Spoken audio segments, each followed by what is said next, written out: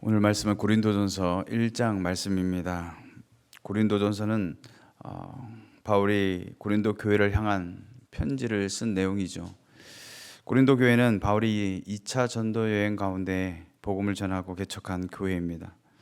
바울이 이 편지를 쓰게 된 이유는 바울이 3차 전도 여행 중에 고린도에 있어 사람들이 교회 여러 가지 문제들을 가지고 찾아와서 그 문제들에 대한 이 성경적인 답을 하는 편지가 바로 고린도 전서다라는 것이죠. 이 편지의 수신자는 2절의 말씀대로 고린도 교회뿐만 아니라 예수 그리스도 이름을 부르는 모든 자들, 곧 오늘날 모든 성도들에게까지 대상으로 기록하고 있다는 것이죠.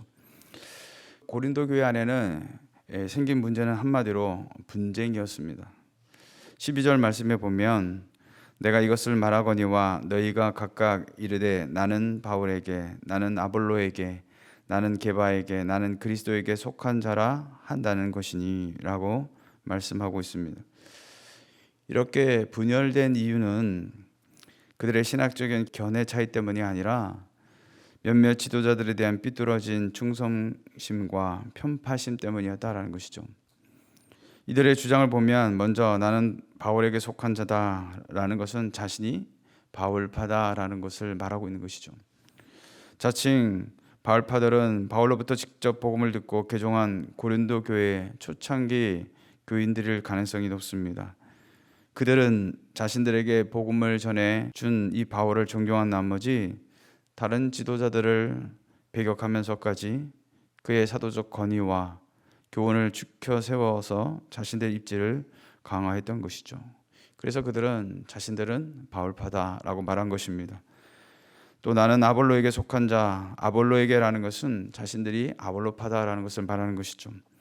아볼로는 바울 다음에 고린도 교회에 부임한 사역자로서 알렉산드리아 출신의 유대인 학자였습니다. 그는 헬라 학문에 밝고 또 성경에 능한 사람이기도 하였던 것이죠.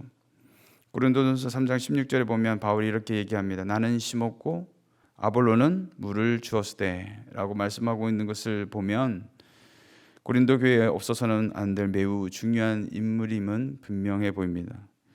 바울이 유머가 볼품이 없고 사실 말이 둔한 편인데 반해서 이 아볼로는 굉장히 웅변적인 설교를 했으며 또 헬라 철학의 영향을 받은 고린도 교인들을 감안하면 그의 뛰어난 학식에 매료되어서 그를 따르는 많은 사람들이 그를 추켜 세워서 이 파를 형성했을 가능성이 크다라는 것이죠.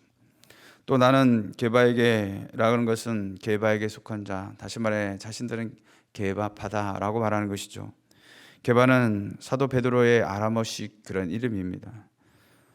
이들은 주로 아람어를 일상용어로 사용하여 예루살렘에서 이 베드로의 신앙 지도를 받았던 유대인 그리스도인들이 형성한 하나의 파였습니다. 아마 이들은 예수의 수주자인 베드로의 권위가 가장 크다고 생각하고 베드로를 내세워 하나의 파당을 만든 것으로 보이는 것이죠. 그리고 나는 그리스도에게 속한 자, 다시 말해서 그리스도파라고 말하고 있는 것이죠. 이 파가 정확하게 어떤 성격의 당파인지는 불분명해 보입니다. 다만 추측하기는 이 파는 앞서 세 부류에 속하지 않는 자들로 예수 그리스도의 교훈을 직접 들었던 자들이 중심이 되어 형성했을 가능성이 커 보인다라는 것이죠. 이처럼 교회의 분열된 모습을 향해 바울이 뭐라고 말하고 있습니까? 13절 말씀입니다.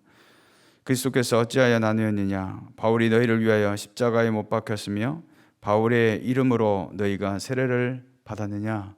라고 말씀하고 있는 것이죠. 무슨 말이겠습니까?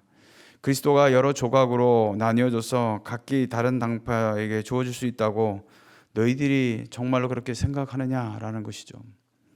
교회의 머리가 되시며 교회의 근원이 되신 그리스도께서는 결코 당파로 분리될 수 없는 존재라는 사실을 말씀해 주고 있는 것입니다. 말하자면 고린도 교회는 그리스도께서 나눠줄 수 없는 것을 알면서도 여러 당파를 만들어 그리스도를 사실상 나누어 놓는 어리석음을 범하고 있다는 것이죠. 이 대목에서 칼빈도 이렇게 지적하고 있습니다. 그리스도의 십자가의 피로 구속함을 받은 그들이 그리스도의 일꾼에 불과한 바울이나 아볼로나 게바를 주인으로 삼는 것은 보혈의 은총을 베푸신 주님에 대한 가장 비열한 배은망덕이라 그렇게 말하고 있다는 것이죠. 바울은 이렇게 본절에서 각 분파의 가운데 유독 자신의 이름을 지목하면서 분쟁으로 나누고 있는 이 고린도 교인의 행위를 안타까운 마음으로 질책하고 있는 것이죠. 심지어 14절 15절에 보면 바울은 그리스도와 가이오의 세례를 베풀지 않은 것에 감사하고 있다는 것이죠.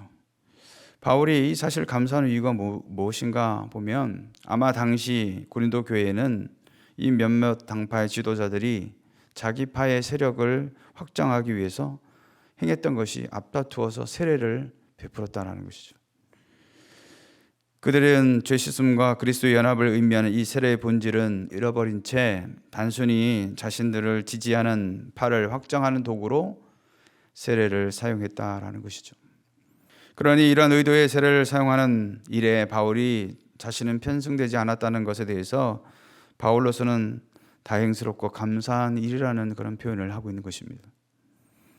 그렇다면 바울은 왜 몇몇 사람들에게만 세례를 베풀었겠습니까? 17절의 기록대로 세례보다 중요한 것은 복음을 전하는 것이고 그것을 자신의 사명으로 인식하였기 때문에 그렇습니다. 그러므로 바울은 말하기를 분쟁 없이 마음과 같은 뜻으로 하나가 되라고 말씀하고 있습니다. 우리 10절 말씀 다 같이 한 목소리로 읽어보겠습니다. 시작. 형제들아, 내가 우리 주 예수 그리스도의 이름으로 너희를 권하노니 모두가 같은 말을 하고 너희 가운데 분쟁이 없이 같은 마음과 같은 뜻으로 온전히 합하라. 아멘. 마음과 뜻을 같이 하고 같은 말을 한다면 어떻게 교회가 분열될 수 있겠냐라는 것이죠. 사랑하는 성도 여러분, 사단은 교회와 성도들을 흔들기 위해 하나 되지 못하도록 자꾸만 분열을 조장한다는 것입니다. 말씀에 대한 반감을 갖게 만들고 세우신 목사님이나 리더십을 못마땅하게 생각하게 만들거나 교회 안으로 들어오지 못하고 겉돌게 만든다는 사실이죠. 이러한 문제로부터 아주 작은 것에 이르기까지 자꾸만 성도들이 하나가 되지 못하게 하고 교회가 하나 되지 못하게 하여서 어떻게 하든지 이 교회가 하나님의 교회가 되지 못하도록 방해하고 흔들어 놓으려고 한다는 것입니다. 싸우는 교회를 보면 어떤 교회는 원로 목사파와 담임 목사파 또는 담임 목사파와 장로파로 나뉘기도 하고 또 어떤 교회는 성도가 둘로 나눠져서 예배도 따로 드리고 심지어 식사도 따로 하는 교회도 있습니다. 한 교회 안에서 이런 모양을 가지고 신앙생활을 한다는 것이 과연 말이 되느냐라는 것이죠. 우리가 잊지 말아야 할 것은 우리가 하나 되지 못한 채 말하고 행동하는 순간부터 사단에게 틈을 내어주어 얼마든지 스스로 시험거리에 빠지게 됨을 잊지 말아야 될 줄로 믿습니다. 만약 교회나 공동체 안에 세워진 리더에게 정말 연약함이 보인다면 어떻게 해야 할까요? 주님이 저와 여러분을 따지지 않으시고 용서하신 것처럼 오히려 격려하며 위로하며 위에서 기도해 줘야 하는 거 아니냐라는 것이죠. 여전히 내 안에 혹이라도 하나 되지 못한 마음이 있다면 우리가 주님 앞에 이것을 내어놓고 회개하며 같은 뜻과 같은 마음으로 하나 될 수 있도록 기도해야 될 줄로 믿습니다. 그러므로 오늘 하루도 주의 말씀 앞에 주님과 같은 뜻을 품고 있는지, 세우신 교회를 향해 세우신 목사님과 같은 마음을 갖고 같은 말을 하고 있는지 우리 자신을 돌아봄으로써 더욱 복음 위에 든든히 세워져 쓰임받는 우리 교회와 우리 모든 성도들 되시기를 주님의 이름으로 축원을 드리겠습니다.